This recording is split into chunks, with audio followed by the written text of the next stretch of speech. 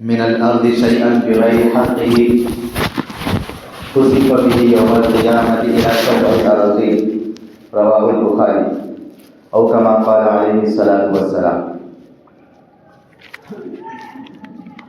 قابل احترام بزرگوں اور دوستوں، اللہ تعالیٰ نے دنیا کے اندر جتنے بھی احکامات نازل فرمائے ان کو دو حصوں میں تقسیم فرمائے، ایک حقوق اللہ، دوسرے حقوق العباد۔ حقوق اللہ کا مطلب اللہ تعالیٰ کے سارے حقوق، جو عبادتیں اللہ تعالیٰ سے متعلق ہے ان کو حقوق اللہ کہا جاتا ہے، جیسے نماز، روزہ، زکوٰۃ، حج، یہ سارے جتنی عبادتیں ہیں ان کا تعلق اللہ تعالیٰ سے، اللہ کے حکم سے، اس لیے ان کو حقوق اللہ کہا جاتا ہے۔ اور جن احکامات کا اور جن مسائل کا تعلق بندوں سے ہے ان کو حقوق العباد کہا جاتا ہے، جیسے مسلمان کا اکرام کرنا، دوسرے مسلمان بھائی کا عزت کرنا، پڑوسیوں کا ادب و احترام کرنا، ماں باپ کے ساتھ اچھی طریقے سے بات کرنا، والدین کا ادب و احترام، یہ ساری چیزیں حقوق العباد سے تعلق ہے۔ اور حقوق اللہ اور حقوق العباد میں اللہ تعالیٰ کے حقوق میں اگر کمی کوتاہی ہو جائے تو اللہ کی ذات سے امید ہے کہ وہ معاف کر دے، لیکن حقوق العباد کا معاملہ ایسا ہے کہ اگر اللہ تعالیٰ کہ کسی بندے سے کسی دوسرے بندے کے حق تلفی ہو جائے، حقوق العباد میں کبھی کوئی کمی ہو جائے تو پھر اس کا ضابطہ اور قانون یہ ہے کہ یا تو سامنے والا معاف کر دے یا تو یہ بندہ اس کا حق ادا کر دے۔ اللہ تعالیٰ فرماتے ہیں کہ تو نے دوسرے بندے کا حق طلب کیا ہے، حق دبایا ہے، تو اس سے معافی مانگ یا اس کا حق ادا کر دے، تب میرے وہاں معافی ہوگی۔ یہ اللہ تعالیٰ نے قانون اور ضابطہ بنا، اس لیے قرآن میں اللہ تعالیٰ نے بیان فرمایا یا ایھا الذین آمنوا لا تأکلوا اموالکم بینکم بالباطل الا ان تکون تجارۃ عن تراض منکم۔ اے ایمان والو، تم آپس میں ایک دوسرے کا مال ناحق طریقے سے مت کھاؤ۔ یہ قرآن کی آیت ہے۔ اس آیت میں علماء فرماتے ہیں کہ اس آیت میں حکم یہ ہے کہ ناحق طریقے سے ایک دوسرے کا مال نہ کھاؤ، اس کا مطلب یہ بھی ہے کہ نہ کھانا ہے نہ کسی کا مال ناحق طریقے سے لینا ہے، نہ ہم کسی کا مال ناحق طریقے سے کھا سکتے ہیں نہ کسی کا مال ناحق طریقے سے لے سکتے ہیں۔ یہ اللہ کا حکم تمام مومنوں کے، الا ان تکون تجارۃ عن تراض منکم، مگر یہ کہ تم آپس میں ایک ڈیل کر لو یا آپس کی رضامندی سے کوئی طے کر لو، کوئی خرید و فروخت کر لو تو اس کی تم کو اجازت ہے۔ میں کوئی چیز بیچنا چاہتا ہوں، آپ کے پاس آیا، آپ راضی ہیں لینے پر، آپ نے رقم دے دی اور میں نے رقم میری چیز آپ کو دے دی، یہ آپس کی رضامندی سے ہوا تو اس لیے اس میں کوئی حرج نہیں ہے، یہ آپس کی رضامندی سے تم خرید و فروخت کرو تو اس میں کوئی حرج نہیں۔ لیکن ناحق طریقے سے کسی کا حق دبانا، بہنوں کی میراث دبانا، ان کا بڑا بھائی چھوٹے بھائیوں کو مال نہیں دے رہا، پراپرٹی میں حصہ نہیں دے رہا، یہ ساری وہ چیزیں ہیں کہ جو آپس میں ایک دوسرے کا ہم ناحق طریقے سے مال دباتے ہیں، کھاتے ہیں اور مال لیتے ہیں، تو اس کی اجازت ہے۔ دوسری آیت میں اللہ فرماتے ہیں یا ایھا الذین آمنوا ادخلوا فی السلم کافۃ، اے ایمان والو اسلام میں مکمل داخل ہو جاؤ، ولا تتبعوا خطوات الشیطان، اور شیطان کے نقش و قدم پر مت چلو، انہ لکم عدو مبین، شیطان تمہارا کھلا ہوا دشمن ہے۔ اللہ فرماتے ہیں جب تم مسلمان ہو چکے تو اب 100% مسلمان بن جاؤ، 100% اسلام میں داخل ہو جاؤ، یعنی ہر اعتبار سے، عبادت میں، معاملت میں، اخلاق میں، معاشرت میں، عقائد میں، ہر چیز کے اندر 100% اسلام کے حکم پر چلو، یہ اللہ کا حکم ہے۔ یہ نہیں کہ مسجد میں آ گئے تو مسلمان مسجد کے باہر چلے گئے تو سارا مسلمان کا نام و نشان مٹ گیا، مسجد کے اندر آئے تو ہر مسلمان سے اچھی بات کر رہے، ادب و احترام کر رہے، گالی گلوچ نہیں دے رہے، دین کی بات کر رہے، لیکن جیسی مسجد سے باہر قدم رکھ دیا تو ٹوپی بھی سر سے غائب اور بات کرنے کا طریقہ بھی بدل گیا اور گالی گلوچ بھی زبان پر آ رہی ہے، جھوٹ بھی آ رہے، دھوکہ دہی بھی شروع ہو گئی، یہ اللہ حکم نہیں دیتے۔ اللہ فرماتے جو مسلمان تم مسجد میں رہتے ہو وہ مسلمان مسجد کے باہر بھی رہو، ہر شعبے کے اندر 100% اسلام میں داخل ہو جاؤ۔ کبھی آپ نے ایسا دیکھا کہ کوئی کافر ہے، کافر گھرانے کے اندر رہتا ہے، کبھی اس کا من ہوا کہ چلو آج میرا من ہو رہا ہے میں نماز پڑھنے آ جاتا ہوں، چلو آج میرا من ہو رہا ہے میں کرتا پائجامہ اور ٹوپی پہن کر زندگی گزارتا ہو. ایسا دیکھا آپ نے کبھی؟ نہیں. کہ کافر نے کبھی ایسا سوچ لیا ہو کہ چلو اسلام کا کوئی طریقہ میں اپنا کر زندگی گزاروں. نہیں, وہ لوگ سوچتے ہیں کہ نہیں, ہم کافر ہیں, ہم مشرک ہیں, ہم کرسچن ہیں, یہودی ہیں, تو ہم ہمارے طریقے اپنائیں گے. اگر ہم نے ان کا ایک بھی طریقہ لیا تو ہم اسلام اور مسلمان کہلانے والے بن جائیں گے. تو مسلمان یہ کیوں نہیں سوچتا ہے کہ میں مسلمان ہوں تو 100% اسلام کے حکم پر عمل کروں؟ وہ تو صرف مسجد میں یا کسی دین کے کام میں اسلام پر عمل کرتا ہے, لیکن جب اپنے معاملات کی, اخلاق کی, یا رہن سہن کی, گھریلو زندگی کی, پڑوسیوں کے ساتھ کی بات آتی ہے تو سارے طریقے غیروں کے اپنا لیتا ہے. یہ مسلمان کیوں کرتا ہے؟ اللہ وہی فرما رہے کہ نہیں, اگر تم مسلمان ہو 100% تو 100% اسلام پر عمل کرنا ہے. یہ نہیں, دو کشتی کے سوار نہیں ہونا کہ جہاں من ہوا اسلام کے حکم پر اور جہاں کوئی موقع آ گیا تو پھر اسلام کے حکم کو چھوڑ دو. اللہ اس کا حکم دے. ایک آیت میں اللہ فرماتے ہیں وَأَحْسِنُوا إِنَّ اللَّهَ يُحِبُّ الْمُحْسِنِينَ, اور نیکی کرو, نیک کام کرتے رہو, اللہ تعالیٰ نیکی کرنے والوں کو پسند کرتے ہیں. جو بندہ نیکی کرے گا نیکی گھوم کر اس کی طرف آئے گی, اور اللہ تعالیٰ نیکی کرنے والوں کو پسند کرتے ہیں. اور جو برائی کرے گا برائی گھوم کر اس کی طرف آئے گی, اور اللہ تعالیٰ برائی کرنے والوں کو پسند نہیں کرتے. اس لیے معاملات کی اہمیت بہت زیادہ ہے. اسلام کے اندر معاملہ, لین دین, خرید و فروخت, قرض کا لین دین, آپس میں ایک دوسرے سے خرید و فروخت, بیع کرنا, تجارت, معاملات, کاروبار, یہ ساری چیزوں کی اسلام میں بہت اہمیت ہے کہ آپس میں مسلمان ایک دوسرے سے معاملہ صاف ستھرے رہے. آپ دیکھو گے ہمارے معاشرے کے اندر آج سب سے زیادہ خرابی ایک سیلاب امڑ آیا. ایک سیلاب آ چکا ہے, آپس کے اختلاف, خرافات, ایک دوسرے سے بدگمانی, ایک دوسرے سے دل کا صاف نہ ہونا, کینہ, کپٹ, بدگمانی ایسی عام ہو گئی کہ کورٹ کے کیسز سے آپ اندازہ لگا سکتے ہیں. کورٹ کے کیسز کے اندر جتنے زیادہ کیسز مسلمانوں کے ہیں وہ سب معاملات کی خرابی کی وجہ سے, کہ ایک دوسرے سے معاملہ ٹھیک نہیں ہے اس لیے جا کے ایک دوسرے کے خلاف کیس کرتے. تو کیسز سے اندازہ ہوگا کہ معاملات کی کتنی خرابی ہمارے مسلمان کے اندر چل رہی ہے. حالانکہ اتنی زیادہ اہمیت اسلام کے اندر معاملات کی ہے کہ قرآن کی سب سے بڑی آیت جو ہے نا, سورہ بقرہ کی 281 نمبر کی, وہ پوری معاملات کے بارے میں. نماز کا حکم اللہ نے دیا, اقیم الصلاۃ, اتنے جملے میں فارغ ہو گئے. زکات دینے کا حکم اللہ نے دیا, آتوا الزکاۃ, اتنا کہہ کر اللہ فارغ ہو گئے. لیکن جب آپس میں معاملہ کرنے کی باری آئی تو اللہ نے پوری ایک صفحے کی آیت نازل فرمائی قرآن کے اندر, تیسرا پارے کے ایک دم آخر میں یہ آیت سب سے بڑی آیت قرآن کی معاملات کے بارے میں. اس سے اہمیت کا اندازہ ہونا آپ کو کہ کتنی زیادہ اہمیت ہے. اس لیے امام نووی رحمۃ اللہ علیہ بہت بڑے اللہ والے گزرے, ریاض الصالحین میں انہوں نے گناہ کے توبہ کے شرائط لکھے. انہوں نے گناہ کبیرہ توبہ سے معاف ہوتے تو اس کے شرائط انہوں نے لکھے, 3 شرطیں. پچھلے گناہ پر افسوس, اس وقت فی الحال گناہ کو چھوڑ دینا, اور آئندہ گناہ نہ کرنے کا پکا عزم دل کے اندر ہو. یہ 3 شرطیں توبہ کی. لیکن انہوں نے حقوق العباد کے لیے ایک 4تھی شرط بھی بڑھا دی. وہ 4تھی شرط یہ ہے کہ جس مسلمان سے کوئی تم نے حق دبایا یا کوئی برا بلا تھا تو یا تو اس سے معافی مانگ لو دنیا کے اندر, یا تو اس کا حق ادا کر دو. یہ 4تھی شرط. سمجھے بات کو؟ مثال کے طور پر اگر کسی مسلمان نے اپنے کسی مسلمان بھائی کو گالی دی, غیبت کی, یا برا بھلا تھا, یا اس کے حق دبایا, اس کے زمین میں سے کچھ ناحق طور پر لے لیا, یا اپنی کسی بہن کی میراث میں سے حصہ لے لیا, پراپرٹی اس کو نہیں دے رہے, یہ سارے وہ چیزیں جو حقوق العباد سے تعلق رکھتے ہیں. تو اس مسلمان کو جب توبہ کرنی ہوگی تو یہ 3 شرطیں کرنی ضروری ہے. پہلے جو بتائے, 4تھی شرط یہ بھی ہے کہ اس سے جا کر معافی مانگے یا اس کو جو حق ہے اس کا ادا کرے, تب تک توبہ کمپلیٹ نہیں ہوگی. چوری کی کسی مسلمان نے, چوری کی, اب چوری کرنے کے بعد اس کو افسوس ہوا کہ اللہ میں معافی چاہتا ہوں, مجھ سے توبہ غلطی ہو گئی, اب میں توبہ کرتا ہوں اس چوری سے.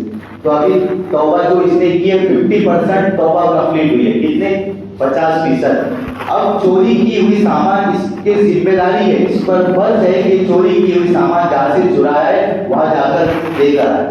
اگر یہ وہاں جا کر چوری کی ہوئی چیز نہیں لوٹاتا اور یا پوری رات آنسو بہاتا, چاہے خون نکل جاتے اس کے آنسو کے بجائے, تب بھی اس کی توبہ قبول نہیں ہوگی جب تک کہ یہ حق جو چوری کیا ہے اس کو واپس نہیں کر سکتا. یہ مطلب ہے 4 شرطوں کا حقوق العباد کا. ہدایہ ایک کتاب ہے, ہدایہ جو علماء کو پڑھائی جاتی ہے 5ویں سال میں. امام ابو حنیفہ ہمارے مسلک میں سب سے مسائل میں پختہ کتاب ہدایہ ہے، 4 پارٹ کے اندر ہے، 4 والیوم ہے. اس میں پہلے والیوم کے اندر عبادت ہے، نماز، روزے، زکوٰۃ، حج، یہ ساری عبادت پہلے پارٹ کے اندر ختم ہو جاتی ہے. باقی جو 3 پارٹ بچے وہ سارے معاملات تھے، باقی 3 پارٹ سارے معاملات تھے. اس سے پتہ چلا کہ دین کے 4 حصے کریں گے تو صرف اس میں 1 پارٹ عبادت کا ہے، باقی 3 پارٹ معاملات. اگر کوئی عبادت خوب کرتا ہے، نماز، روزہ، زکوٰۃ، حج، تہجد کی پابندی، تسبیحات، ساری عبادتیں کرتا ہے، اس کا مطلب یہ ہے کہ وہ دین کے 1 پارٹ پہ عمل کر رہا ہے. سمجھے بات؟ اگر کوئی بہت زیادہ عبادت گزار ہے تو وہ دین کے 4 حصوں میں سے 1 حصے پر عمل کر رہا ہے، ابھی 3 حصے اس کے باقی ہیں. اب دیکھیں گے کہ اس کے اخلاق اچھے ہیں، معاملات اچھے ہیں، معاشرہ اس کا اچھا ہے، یہ ساری چیزیں اچھی ہیں تو پتہ کہیں گے کہ ہاں یہ چاروں دین کے چاروں شعبوں پر عمل کر رہا ہے اور یہ دیندار ہے. صرف کسی کے عبادت کے اوپر دینداری کا فیصلہ نہیں ہو سکتا. یہ بات سمجھ ہو جائے. دین کے بنیادی طور پر 5 شعبے ہیں: عقائد، عبادات، اخلاق، معاملات اور معاشرت. یہ 5 شعبے. عقائد تو نظر، فکر اور دل کے ساتھ اس کا تعلق ہے کہ میرا یقین ہے کہ اللہ ہے، کہ اس کے سوا کوئی معبود نہیں. یہ عقائد ہے، اس کا تعلق کس سے ہے؟ دل سے، ذہن سے، دماغ سے، فکر سے. اور باقی جو 4 شعبے اس کا تعلق عملی زندگی سے ہے نا. عبادت عمل کرنا پڑے گا، اخلاق عمل کر کے دکھانا پڑے گا. میں خوب بیان کروں یا اخلاق کی فضیلت کہ اخلاق ایسے ہونے چاہیے، لیکن میرے اخلاق میرے ماں کے ساتھ اچھے نہیں، والدین کے ساتھ اچھے نہیں، میرے ایک مسلمان بھائی کے ساتھ اچھے اخلاق نہیں، تو میرا یہ اخلاق کا جاننا کوئی کمال کی بات نہیں ہے. نہ اس پر ثواب ملے گا مجھے، نہ اس پر اللہ کی طرف سے کوئی اجر ملے گا جب تک میں اخلاق کو عملی طور پر نہیں کروں گا. یہ ساری چیزیں جو 4 شعبے جس کا تعلق اخلاق سے. ایک روایت ہے، آپ صلی اللہ علیہ وسلم نے فرمایا، دیکھو معاملات کی کتنی اہمیت ہے. الدواوین ثلاثۃ، قیامت کے دن اعمال نامے 3 قسم کے ہوں گے. آپ نے فرمایا نمبر 1 کہ اللہ تعالیٰ اس کو معاف نہیں کریں گے. ایک اعمال نامے ایسے ہوں گے کہ اللہ اس کو معاف ہی نہیں کریں گے. نہ اس کی وجہ الاشراک باللہ، اللہ کے ساتھ کسی کو شریک کیا ہو. قرآن میں بھی ہے ان اللہ لا یغفر ان یشرک بہ، اللہ تعالیٰ شرک کو معاف نہیں کریں گے. ہر گناہ کو معاف کر دیں گے، لیکن اللہ کے ساتھ کسی کو شریک ٹھہرایا، چاہے ذات میں ہو چاہے صفات میں ہو، اللہ اس گناہ کو معاف نہیں کریں گے. نمبر 2 دیوان لا یترکہ اللہ، دوسرے اعمال نامے قیامت کے دن وہ پیش ہوں گے، اللہ اس کو چھوڑیں گے نہیں، اللہ اس کو نہیں چھوڑے. وہ کیا ہے؟ ظلم العباد فیما بینہم حتی یقتص بعضهم من بعض، مسلمانوں کا آپس میں ایک دوسرے کے ساتھ ظلم کرنا، یعنی ان کے حقوق کو پامال کرنا، یہاں تک کہ ان میں سے ایک دوسرے کا معاملہ بدلہ دے کر اپنے معاملے کو صاف نہ کر دیں. اگر ایسے لوگ کے اعمال نامے آئیں گے کہ کسی مسلمان بھائی کا یا کسی انسان کا حق دبایا ہو یا کوئی بھی ظلم کیا ہو، اللہ اس کو چھوڑے گے، پکڑ کے رہیں گے. کب تک؟ کہ جب تک ایک دوسرے کا حق بدلہ نہ دے. یہ دوسرے اعمال نامے. تیسرے اعمال نامے وہ ہوں گے کہ اللہ تعالیٰ کو اس کی کوئی پرواہ نہیں، لا یعبأ اللہ ہوگی. وہ کیا ہوں گے کہ اللہ کے حقوق میں کوئی پامالی کرتی ہو، نماز چھوڑ دیا کسی مسلمان نے، زکوٰۃ چھوڑ دی، روزے نہیں رکھتا، تو یہ اللہ پر اس کا معاملہ ہے. ان شاء عذبہ و ان شاء تجاوز عنہ، اگر اللہ چاہے تو اس کو عذاب دے، اگر اللہ چاہے تو اس سے درگزر کرے. تو اس حدیث کے اندر آپ صلی اللہ علیہ وسلم نے جو بیان فرمایا کہ اللہ تعالیٰ جس اعمال نامے کو چھوڑیں گے نہیں، پکڑ کر رہیں گے، وہ کون سے؟ کہ کسی مسلمان نے دوسرے مسلمان کے معاملے کے اندر کوئی خرابی کی ہو یا حقوق کو دبایا ہو یا حق کی کوئی نہ کوئی لاپرواہی کی ہو، تو اللہ رکا رکھے گے کہ جب تک اس کی نیکیاں اس پر نہ ڈالی جائے یا اس کا بدلہ کسی نہ کسی پورا نہ ہو جائے، جب تک نہیں چھوڑے. یہ اہمیت پتہ چلی آپ صلی اللہ علیہ وسلم نے. حدیث میں آتا ہے کہ شہید کے ہر گناہ معاف ہوتے ہیں. سب کو معلوم ہے یہ حدیث. شہید جو اللہ کے راستے میں جہاد کر رہا اور خوب اچھے انداز میں اخلاص سے اور صبر کے ساتھ اور ہمت کے ساتھ لڑائی کر رہا ہے، اگر وہ شہید ہو جائے تو حدیث میں آتا ہے کہ اس کے خون کا قطرہ زمین پر گرنے سے پہلے اللہ اس کے سارے گناہ معاف فرما دے. یہ حدیث میں آپ صلی اللہ علیہ وسلم ایک مرتبہ خطبہ دے رہے تھے.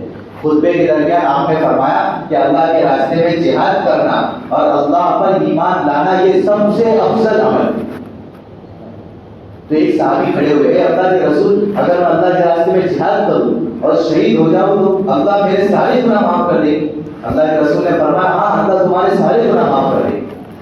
پھر آپ صلی اللہ علیہ وسلم نے فرمایا کہ ہاں اگر تم اللہ کے راستے میں جہاد کرو، اخلاص سے لڑو اللہ کی رضا کے لیے، اور صبر کے ساتھ لڑو، یعنی ڈٹ کر پیٹ پھیر کر تم بھاگنے والے نہ ہو، اگر کوئی لڑائی میں سخت آ رہا ہے تب بھی تم جم کر کھڑے رہو، اگر تم اس حالت میں ہو تو اللہ تمہارے سارے گناہ معاف کر دے گا۔ وہ صحابی نے عرض کیا اللہ کے رسول اگر میں شہید ہو جاؤں تو پکا اللہ میرے سارے گناہ معاف کر دے گا؟ اللہ کے رسول نے فرمایا ہاں اللہ تمہارے سارے گناہ معاف کر دیں گے سوائے قرض کے۔ یا آگے آپ نے جملہ فرمایا علت ہے سوائے قرض کے، شہید کے سارے گناہ معاف ہو جاتے ہیں سوائے قرض کے۔ کتنی بڑی فضیلت شہید کو حاصل ہوتی ہے، لیکن اگر اسی نے کسی پر قرض لیا ہے اور قرض ادا کیے بغیر دنیا سے رخصت ہو گیا تو اس کا اعمال نامے میں سے سارے گناہ معاف ہو گئے، لیکن قرض باقی رہے گا، اور قرض پورا کیے بغیر جنت میں شہید بھی نہیں جا سکتا۔ کیا ایک مرتبہ آپ صلی اللہ علیہ وسلم کے سامنے جنازہ لایا گیا، آپ نے پوچھا اس نے ہمیں کچھ مال چھوڑا ہے؟ صحابہ نے کہا کہ نہیں چھوڑا۔ انہوں نے کسی پر قرض دیا تو وہ ہے؟ صحابہ نے فرمایا کہ نہیں قرض بھی نہیں دیا ہوگا۔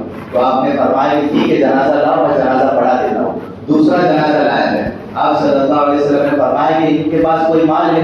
ہاں مال ہے ان کے پاس۔ قرض دیا تھا کسی سے؟ نہیں قرض بھی نہیں دیا تھا۔ اللہ کے رسول نے فرمایا جنازے کی نماز پڑھا دی۔ تیسرا جنازہ لایا گیا، آپ صلی اللہ علیہ وسلم نے فرمایا کہ ان کا کسی پر قرض ہے؟ صحابہ نے فرمایا کہ ہاں ان کا قرض ہے۔ مال چھوڑا ہے کچھ تاکہ قرض ادا ہو جائے؟ نہیں مال بھی نہیں چھوڑا ہے۔ اللہ کے رسول نے فرمایا تم ان کی نماز جنازہ پڑھ لو میں نہیں پڑھوں گا۔ ایک صحابی کھڑے ہوئے حضرت عقبہ کہنے لگے کہ اللہ کے رسول میں ان کی ذمہ داری لیتا ہوں، ان کی طرف سے قرض ادا کر دوں گا۔ آپ علیہ السلام نے فرمایا کہ ٹھیک ہے پھر میں ان کی جنازے کی نماز پڑھوں۔ یعنی آپ صلی اللہ علیہ وسلم جیسی ہستی اور جن کا انتقال ہوا ہوگا وہ صحابی ہو گئے نا۔ ارے مسلمان آپ کے سامنے کوئی ہو تو وہ صحابی ہوتا ہے۔ ایک صحابی کی کا جنازہ اس وجہ سے آپ نہیں پڑھا رہے کہ ان کا قرض تھا اور قرض ادا کیے بغیر رخصت ہو گئے تو آپ جنازے کی نماز نہیں پڑھا رہے۔ بتاؤ کتنی بڑی فضیلت چھوٹ رہی ہے اگر قرض چھوڑ کر دنیا سے جانا، تو بہت زیادہ فضیلت چھوٹ جاتی ہے ایک مسلمان۔ اس لیے حدیث میں آتا ہے یغفر للشہید کل ذنب الا الدین، بخاری مسلم میں روایت ہے کہ شہید کے تمام گناہ معاف ہو جائیں گے سوائے قرض کے۔ اس لیے میرے دوستو معاملات کی صفائی کی بہت زیادہ اہمیت ہے۔ آپس میں مسلمان ایک دوسرے سے معاملات صاف رکھیں۔ دیکھو عبادت دینداری کا معیار نہیں۔ عبادت اگر کوئی مسلمان بہت زیادہ عبادت کر رہا ہے تو یہ نہیں فیصلہ کیا جائے گا کہ یہ بہت زیادہ عبادت گزار ہے، نہیں۔ حضرت عمر رضی اللہ تعالیٰ عنہ کے زمانے میں ایک کیس سامنے آیا تو حضرت عمر نے فرمایا کہ دو گواہ لاؤ، تو دو گواہوں کو لایا گیا۔ تو حضرت عمر رضی اللہ تعالیٰ عنہ نے فرمایا کہ ان دو گواہوں میں سے ایک گواہ کے بارے میں تو میں جانتا ہوں کہ یہ بہت انصاف پسند ہے، نیک ہے، انصاف کرنے والا، سمجھدار، عقل مند، دیندار ہے۔ یہ جو دوسرا گواہ ہے اس کے بارے میں مجھے نہیں معلوم، تو تم میں سے کسی کو معلوم ہو تو بتاؤ۔ تو ایک صحابی آگے بڑھے کہ ہاں یہ بھی دیندار ہے اس لیے اس کی گواہی قبول کر لو۔ حضرت عمر رضی اللہ تعالیٰ نے ان سے پوچھا کہ تم نے ان کے ساتھ سفر کیا ہے کبھی؟ اس بولا گواہ کے ساتھ، انہوں نے کہا کہ نہیں کیا سفر۔ دوسرا سوال کیا کہ کیا تم نے اس کے ساتھ کوئی معاملہ خرید و فروخت کوئی لین دین کیا ہے؟ تو صحابی نے کہا کہ نہیں میں نے ان کے ساتھ نہ کوئی لین دین کیا نہ کوئی معاملہ کیا۔ تو حضرت عمر رضی اللہ تعالیٰ نے فرمایا کہ شاید تم اس کی دینداری کا فیصلہ اس لیے کر رہے ہو کہ تم نے اس کو کسی زمانے میں مسجد سے نکلتے ہوئے دیکھا ہوگا۔ تو صحابی نے کہا کہ میں نے ان کو مسجد میں تلاوت کرتے ہوئے نماز پڑھتے ہوئے دیکھا ہے اس لیے میں ان کو دیندار کہہ رہا ہوں۔ حضرت عمر رضی اللہ تعالیٰ نے فرمایا کہ نہیں تمہارے اس دیکھنے سے دینداری کا فیصلہ نہیں ہو سکتا جب تک کہ تم اس کے ساتھ کوئی معاملہ نہ کرو۔ اس لیے آپ دیکھو اچھے سے اچھے عبادت گزار دیندار لوگ پہلے سب کے مصلی رہتے ہیں، لیکن جب معاملہ جب کریں گے ان کے ساتھ تو پتہ چل جائے گا کہ کتنے دیندار ہیں۔ سارا جھوٹ، ساری خیانت، ساری دھوکہ بازی نکل جاتی۔ پارٹنر کو دھوکہ دینا، بہنوں کا حق دبائے ہوئے، بہنوں کا حق دبائے ہوئے پہلے سب کے مصلی۔ یہ ہوتا ہے ایک شخص دعا کرنے لگا، باہر کسی سے اس سے بہت زیادہ نفرت ہوئی، ظالم تھا، اس پر ظلم کیا ہوا تھا۔ تو اس شخص نے یہ ارادہ کیا کہ میں اس ظالم کے لیے جس نے مجھے ستایا ہے، جس نے مجھ سے حق دبایا ہے میرا، میں اس کے لیے اللہ کے سامنے دعا کروں گا یہ اللہ اس ظالم کو سزا دے۔ تو وہ جب دعا کرنے کے لیے مسجد میں آیا تو اس ظالم کو پہلی صف میں بیٹھا ہوا دیکھا، اس ظالم کو پہلی صف میں بیٹھا ہوا دیکھا۔ اس کا مطلب یہ ہے کہ پہلی صف کی دینداری اور پہلی صف کی نمازی سے یہ فیصلہ نہیں ہو سکتا کہ یہ دیندار ہے جب تک کہ اخلاق معاملات اور معاشرت کو دیکھ کے فیصلہ نہ ہو. یہ ساری بات ہے. اس لیے میں نے بتایا کہ دینداری تو صرف 1% تم عمل کر رہے ہو ایک پارٹ پہ, ابھی 3 پارٹ باقی عمل کرنے. اس لیے بہت زیادہ اہمیت. ایک حدیث میں آتا ہے آپ صلی اللہ علیہ وسلم نے ارشاد فرمایا من اخذ من اللہ شیئا بغیر حقه کسب به یوم القیامۃ الی سبع العظیم. آج دیکھو قرض لینا, لون, یہ سب عام ہو چکا ہے. انشورنس, لائف انشورنس, کیا کیا انشورنس کیا کیا آ چکے ہیں اور مسلمان اس میں عام طور پر مبتلا ہے نا. لے لیں گے, دینے کا بھی ارادہ نہیں, کچھ بھی نہیں, دیکھیں گے کیا ہوتا ہے, کچھ بھی نہیں. دیکھو یاد رکھو دنیا میں تو بچ جائے, قیامت کے دن اللہ ایک ایک پائی کا حساب لے. قیامت کے دن ایک ایک پائی کا حساب لے. بخاری کی روایت ہے, مسلم کی جو میں نے پڑھی, آپ نے فرمایا کہ اگر کسی شخص سے کسی دوسرے شخص کی ایک بارش زمین بھی ناحق لی ہو, کتنی زمین کے حصے میں سے ایک بارش زمین بھی چھین لی ہو ناحق طور پر, ظالمانہ طور پر, قیامت کے دن اللہ تعالیٰ اس کو 7 زمین تک پھنسائے. ٹھیک ہے, 7 زمین. اور مسلم کی روایت میں یہ جملہ ہے کہ جس نے کسی مسلمان کی ناحق طور پر زمین کا کچھ حصہ لیا, اگر 7 زمین کا تو اس کے گلے میں ڈالیں گے. 7 زمین کو بول کر کے اس کے ساتھ جو پھانسی دینے کا بندہ ہوتا ہے نا وہ چھوٹا ہوتا ہے اور انسان بڑا ہوتا ہے. جو بھی چیز کسی گلے میں ڈالی جاتی ہے تو انسان بڑا ہوتا ہے جسم, اور اس کے جو گلے میں ڈالتی ہے وہ چھوٹی ہوتی ہے. تو جب 7 زمین کو توپ بنا کر مسلمان کے گلے میں ڈالا جائے گا انسان کے, تو بتاؤ انسان کتنا بڑا ہوگا. انسان کو بڑا کر کے اللہ 7 زمین کا توپ بنا کر اس کے گلے میں ڈالیں گے اور سارے لوگوں کے سامنے لا کر اس کو رسوا کریں گے. کس کو؟ جس نے ایک بارش زمین اپنے مسلمان کیا کسی انسان کی ناحق طور پر. اس لیے بہت زیادہ اہمیت معاملات کی صفائی کی. مسلمان آج اس کو ہلکے میں لے کر ساری بات کو ٹھکرا دیتا ہے اور سارے معاملات کو صاف صفائی نہیں رکھتا. اس کی وجہ سے مسلمان پریشان. یہی کہنا چاہتے ہیں کہ جو مسلمان آج مسجد کے اندر ہے وہی مسلمان آج باہر رہے تو مسلمان بدنام نہیں ہو, ہے نا. سب کے اندر اگر خالی جگہ ہو تو کیسے دوسرے کو شرافت سے کہتے ہیں کہ آگے آ جاؤ, آپ آگے آ جائیں گے تو سب کی جگہ پور ہو جائے گی. تو جس طرح سب کی جگہ خالی کو آگے کرنے کے اخلاق سے, شرافت سے کہتے, تو مارکیٹ میں بھی یہ اخلاق ہونے چاہیے. لیکن مارکیٹ کے اندر کوئی مسلمان ہم سے آگے بڑھ رہا ہے کاروبار تجارت, تو اس کے ٹانگ کھینچتے پکڑتا ہے, اس کی کاروبار کی تجارت کی دوسروں کے سامنے برائی کرتے کہ اس کا مال خراب ہے. یہاں مسجد کے اندر اس کو آگے بڑھاتے سب پہ, اور باہر اس کی ٹانگ کھینچتے کوئی آگے بڑھتا ہے. تو ہم تو یہ کہہ رہے ہیں کہ جس طرح یہاں اخلاق سے شرافت سے پیش آتے ہو وہی طور پر باہر پیش آؤ. یہ تو حرام کی کمائی کبھی چین سے جینے نہیں دے گی مسلمان. اگر حرام لقمہ یا حرام کمائی معمولی سی بھی آ گئی کسی کے کمائی میں تو اس کی اولاد آنکھوں کا ٹھنڈک نہیں بن سکتی. اس میں حرام کا لقمہ اولاد کی فرما برداری کا ذریعہ نہیں بنے گی, وہ نافرمانی رہے گی. آپ چاہو کہ ہمارا عام طور سے بیوی بچوں کے لیے مسلمان کیسا بھی کمانے پر آ جاتا ہے, دیکھتا نہیں حلال نہیں دیکھتا, حرام نہیں دیکھتا. کیا میری اولاد اچھے سے جی لے, اچھی زندگی گزار لے, اس کی اچھی پڑھائی ہو جائے, تو اس کے لیے کوئی چیز نہیں ہوگا کرتا ہے. کوئی بھی مال آ جائے گا, یہ مال جو حرام لقمے سے اولاد بنی ہے یہ بڑی ہوگی 100% نافرمان بنی.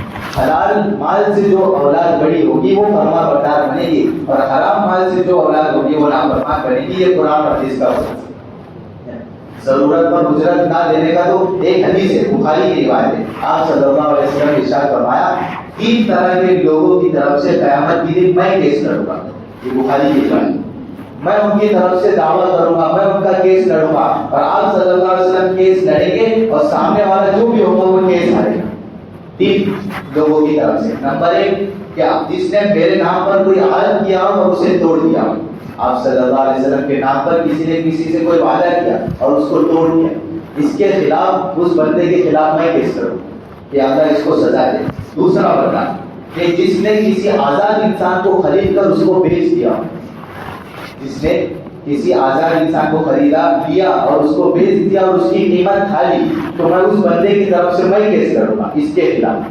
تیسرا بندہ جس کے طرف سے اللہ کے رسول خود لڑائی لڑیں گے وہ ہوگا کہ کسی نے کسی مزدوری کرائی, کسی سے کوئی کام کرایا اور اس کی اجرت وقت پر نہیں دی, اس کی اجرت وقت پر نہیں دی, یا جو وقت طے ہوا تھا اس پر نہیں دی, تو پھر اس کی طرف سے میں کیس کروں گا. بتاؤ آج عام طور سے کام کرا لیتے کسی سے، گھر بنانے میں کام کرا لیا، مسجد کے کوئی کام کرا لیے، یا کوئی بھی کام گھر پر بلا کر کوئی کام کرا دیا، اور جب پیسے دینے کی باری آتی ہے تو وقت پر نہیں دیتے، ان کو ٹال مٹول کرتے۔ قیامت کے دن اللہ کے رسول ان کی طرف سے لڑے گا، ان کو سزا دلائے۔ ایک حدیث میں تو یہ ہے، آپ نے فرمایا کہ مزدور کو اس کے پسینے سوکھنے سے پہلے مزدوری دے دے، مزدور کو اس کی مزدوری پسینہ سوکھنے سے پہلے مزدوری دے دو۔ ہم تو خون سوکھنے سے پہلے بھی مزدوری دینے تیار ہیں۔ کیا خون سوکھنے سے پہلے وہ بیچارہ پریشان ہو جاتا ہے، مجبور ہو جاتا ہے، پورا کام کرا لیتے ہیں اس سے، گھر بنا لیں گے، کوئی بھی کام کرا لیں گے، لیکن جب پیسے دینے کی باری آئی، اس کی مزدوری، اس کی پگار، اس کی سیلری دینے کی باری آئی تو ٹال مٹول کرتے ہیں، کل دیں گے، پرسوں دیں گے، ایک مہینے بعد دیں گے، اور دیں گے بھی تو آدھی دیں گے، ایسا کر کے قیامت کے دن اللہ کے رسول جب پکڑیں گے ان لوگوں کو، بخاری کی بات صحیح حدیث ہے، تو ایک بھی بچ نہیں پائے۔ اس لیے بہت زیادہ احتیاط کرنے کی ضرورت ہے۔ آپ صلی اللہ علیہ وسلم نے ایک حدیث میں فرمایا، یہ بھی بخاری مسلم کے، لا یحل مال امرئ مسلم الا بطیب نفس منہ، کسی مسلمان کا مال اس کی خوش دلی کے بغیر حلال نہیں استعمال کرنا، کسی مسلمان کا مال اس کی خوش دلی کے بغیر استعمال ہم نہیں کر سکتے۔ عام طور سے بغیر مسلمان کے اجازت کے بغیر اس کی چپل پہن کر چلے جانا، وہ مسلمان پریشان ہو جاتا ہے، حلال نہیں ہے اس کے لیے پہن کر جانا جب تک اس کی رضامندی نہ ہو۔ مسجد کے چیزیں استعمال کرنا بغیر مسجد کی اجازت کے، ہے نا، باتھ روم میں، ٹوائلٹ میں جاتے ہیں اور ادھر ہی تمباکو کا تھوکنا اور گٹکا وغیرہ کا تھوکنا، بیڑی، ساری چیزیں وہی کرتا، وہاں جاتے ہیں انلوڈ ہونے کے لیے، ہے نا، ہلکا ہونے کے لیے، انلوڈ ہونے کے لیے، اور یہ لوڈ ہو کے ادھر جا کر اپنے مسجد کے ٹوائلٹ باتھ روم کو خراب کرتا ہے۔ اللہ پوچھیں گے قیامت میں، اپنے گھروں کی ٹوائلٹ باتھ روم کو ایسا خراب نہیں کرتا، مسجد کو، اللہ کے گھر کو خراب کرنے کے لیے تیار ہے اللہ قیامت کے لیے۔ جو جس کا حق اس کے ساتھ تعلق ہے، اگر اس میں کچھ بھی ذرہ برابر بھی کمی آئی تو اللہ قیامت کے لیے دیکھو میرے دوستو، نماز، روزہ، زکات میں اگر کچھ کمی ہو جائے نا تو اس کی تلافی آسان ہے۔ نماز چھوٹ گئی، آپ قضا کر لو، کوئی روزہ چھوڑ گیا، آپ نے قضا کر لی، زکات نہیں دے پائے، 2-3 سال کی زکات آپ بعد میں دے سکتے، لیکن اگر معاملے میں کوئی کمی بیشی ہو گئی تو اس کی تلافی بہت زیادہ مشکل ہے۔ مثال کے طور پر کسی سے گھر کرائے پر لیا، آپ نے گھر کرائے پر لینے کے بعد اس کا کرایہ ادا نہیں کر، سال ہو گئے، 2 سال ہو گئے، اس کا کرایہ دینے تیار نہیں، اب وہ مالک کہیں دور رہتا ہے، مالک کا انتقال ہو گیا، اب اس کو پتہ ہی نہیں کہ میرا مالک کون ہے، مالک کے پاس اب جا کر تلاش کر کے اس کو کرایہ دینا ہے، وہ کیسے تلاش کر کے اس کو دے گا؟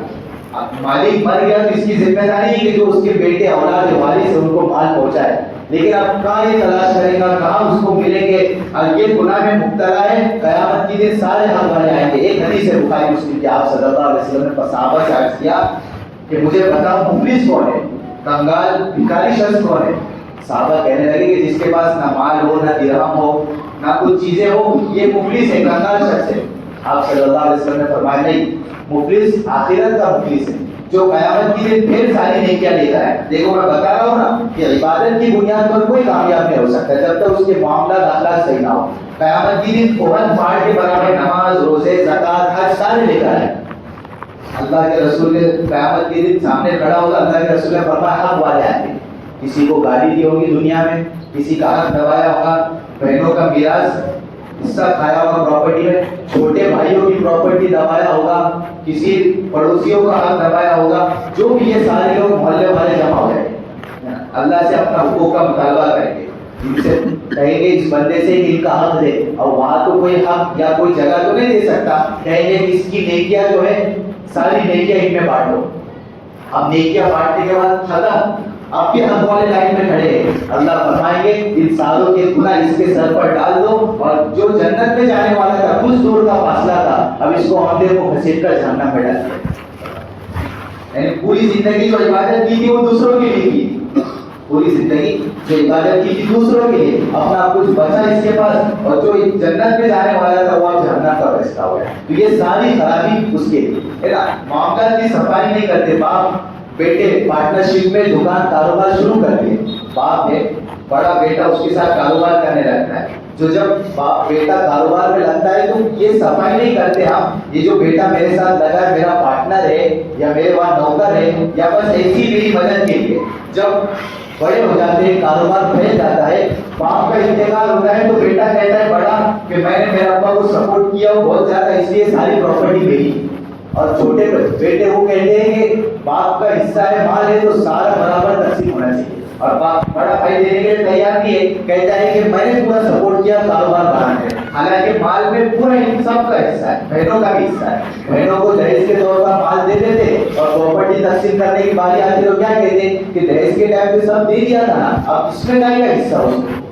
رہتے گھر میں بھی بہن کا حصہ یاد رکھو. جس گھر میں ہم رہتے ہیں نا، باپ بھائی بہن سب، پھر بہن اپنی چلی جاتی ہے اس کے شوہر کے پاس، تو جب باپ کا انتقال ہوا نا باپ کا، تو اس پراپرٹی میں اس گھر میں ایک عطر کی بوٹل کا بھی باپ مالک ہوگا، عطر کی بوٹل کا، تو اس میں اس بہن کا بھی حصہ ہے. یہ بہنیں آگے اپنے کو خراب کرنے کی تیار رکھتی ہے مسلمان کو، سارا ثواب پیدا کرتے. اس لیے میرے دوستوں بزرگوں، ساری باتوں کا خلاصہ یہ کہ ہم معاملات میں صفائی اہمیت رکھیں ہے نا. حرام کمایا ایک جگہ سے جاتا ہے اور اس کی نحوستیں 10 جگہ ملتی ہے نا. ایک مسلمان نے حرام کمایا کہیں سے، اب اس کی نحوستیں 10 جگہ ملیں گی. اس کا کپڑا خریدے گا، اس کی گاڑی خریدے گا، گھر کے اندر اس کا گھر بنائے گا، یہ ساری جگہ نحوست. اس کے 4-5 بیٹے ہوگی، بچیاں ہوگی، اہلیاں ہوگی، یہ ساروں کو حرام مال کھلائے گا. تو اس ایک بندے کے حرام کی وجہ سے ساری نیچے کی اولاد، اس کی بیوی، اس کے ماں باپ اگر ہوں گے تو یہ سارے لوگوں میں حرام کی نحوست ہے. بتاؤ، جن دوست لوگوں کو دعوت کرے گا ان میں بھی حرام کی نحوست. ایک لقمے کی وجہ سے کتنی زیادہ نحوست ہے. تو اس لیے میرے دوستوں بزرگوں، ہم معاملے کی صفائی کریں. لین دین، دیکھو قرض لینا کسی سے برا نہیں ہے، لیکن قرض لے کر نہ دینے کی نیت کرنا یہ برا ہے. قرض دینے میں ٹال مٹول کرنا، قرض تو لے لیتے خوشی خوشی، بہت اطمینان سے منت سماجت کر کے آتے ہیں کہ بھائی قرض دے دو مجھے ضرورت ہے. لیکن جب قرض لے لیتے اور جو وقت دیر ہوا تھا وہ دینے سے اوپر ہو جاتی ہے ڈیٹ، پھر وہ بیچارہ مانگتا ہے کہ بھائی میرا قرضہ دے دے، تو کہتا ہے کہ میں بھاگ کے جا رہا ہوں، میں تو گاؤں میں ہی رہنے والا ہوں، تو مجھے بھروسہ نہیں ہے. دینے کے وقت تو کتنا اطمینان سے آیا تھا، جب دینے کی باری آتی ہے تو ٹال مٹول کرتا ہے. تو دیکھو قرض لینا برا نہیں، لیکن قرض لے کر نہ دینے کی نیت کرنا اور آنے کے بعد دیکھو قرض لینے والے، بس بات ختم کر رہا ہوں، قرض مقروض ہے، پورے قرض میں ڈوبا ہوا ہے اور دینے کی بھی نیت نہیں ہے. اس کی علامت کیا رہے گی کہ جب اگر کوئی مال آ گیا بہت سارا، 2 لاکھ 3 لاکھ اگر اس کو مل گئے تو پھر قرض دینے کی فکر نہیں کرتا. گاڑی اچھی لے لے گا، بچوں پہ خرچ کرے گا، اچھی اسکول میں پڑھانے کی فکر کرے گا. ارے بھائی تیرے پہ قرضہ ہے، پہلے وہ تو ادا کر. لوگوں کو سب نظر آتا ہے کہ اس کے پاس مال آیا یہ ابھی کیا کرے، کہاں دے گا. تو اس کا مطلب ہے کہ اس کی نیت ہی نہیں ہے. دل سے خود کہہ رہا ہے کہ میری نیت ہے دینے کی، لیکن جب مال آتے تو دیتا ہی نہیں. تو کیسے ہم سمجھیں گے تمہاری نیت ہے؟ اس لیے معاملے کی صفائی بہت زیادہ اہمیت کی چیز ہے. عبادت کر کے کوئی دیندار نہیں کہلائے گا جب تک کہ کوئی اس سے لین دین نہ ہو، اس کے اخلاق کا پتہ نہ ہو، معاشرے کا پتہ نہ ہو. اللہ تعالیٰ کہنے سننے سے عمل کرنے کی توفیق عطا فرمائے. وآخر دعوانا الحمدللہ رب العالمین. سنت ہے کسی بات کو